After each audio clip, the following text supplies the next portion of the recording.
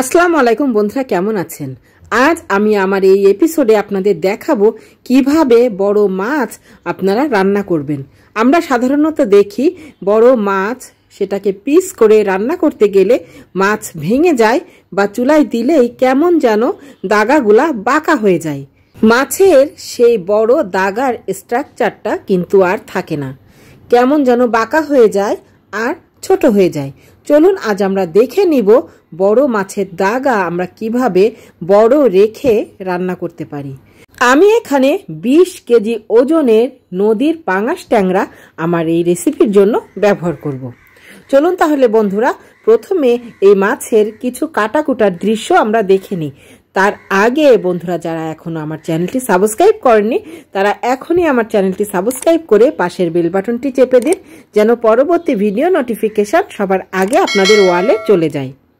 আমি এত কৃপণ বন্ধু কখনোই দেখিনি। চ্যানেলটি সাবস্ক্রাইব করেন অথচ ভিডিওটিতে একটা লাইক দিতে আপনাদের এত কার্পণ্য।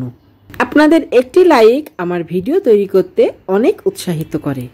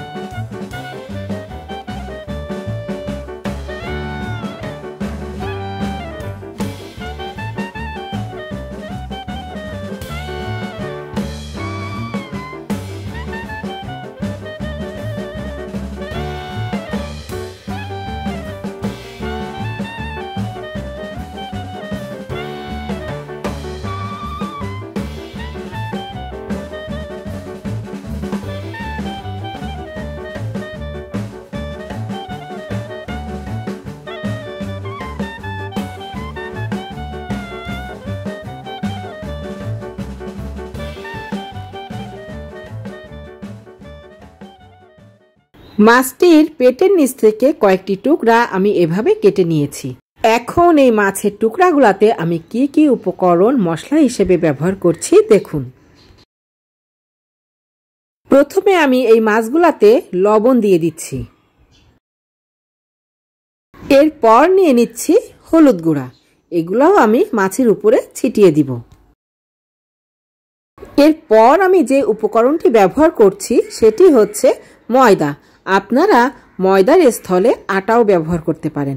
আমি খুবই সামান্য পরিমাণ ময়দা এই মাছের উপরে ছিটিয়ে দিয়ে সমস্ত মাছের সাথে খুব ভালোভাবে মেখে নিব। এরপর কড়াইতে তেল দিয়ে তেল একটু গরম হলে আমি একে একে মাছগুলা ছেড়ে দিচ্ছি। এবার মাছের অবস্থা কি হয় দেখুন।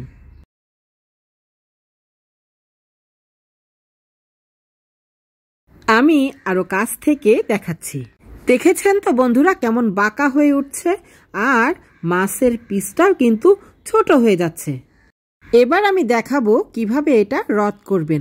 আমি আরো একটি মাছ তেলের ভিতরে দিয়ে দিচ্ছি, আর এভাবে চামচ দিয়ে খুব ভালোভাবে চেপে ধরেছি।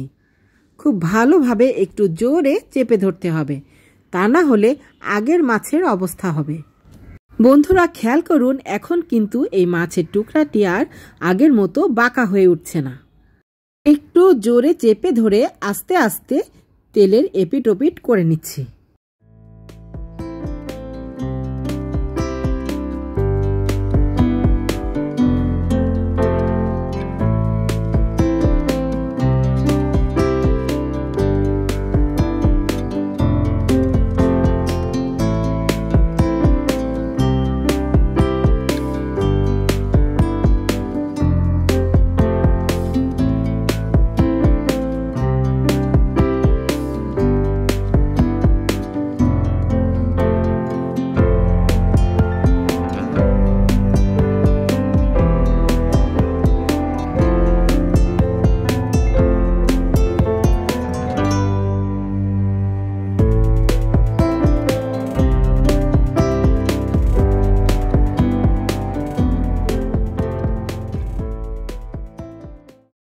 সবগুলা মাছের পিস আমি এভাবে একটু চেপে চেপে ভেজে নিয়েছি।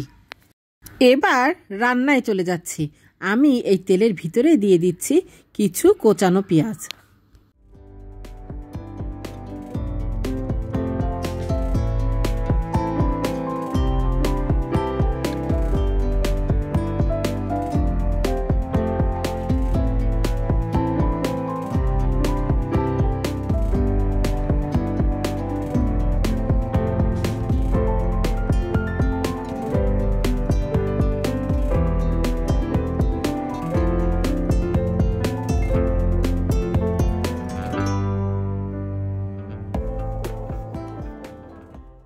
এবার এর ভিতরে দিয়ে দিচ্ছি 1 টেবিল চামচ আদা বাটা, 1 টেবিল চামচ জিরা বাটা আর 1 টেবিল চামচ রসুন বাটা,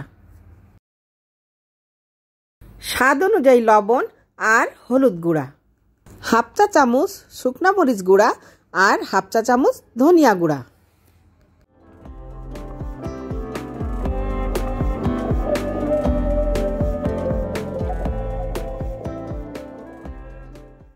কিছু কাঁচামরিচ আমি এভাবে দিয়ে দিচ্ছি।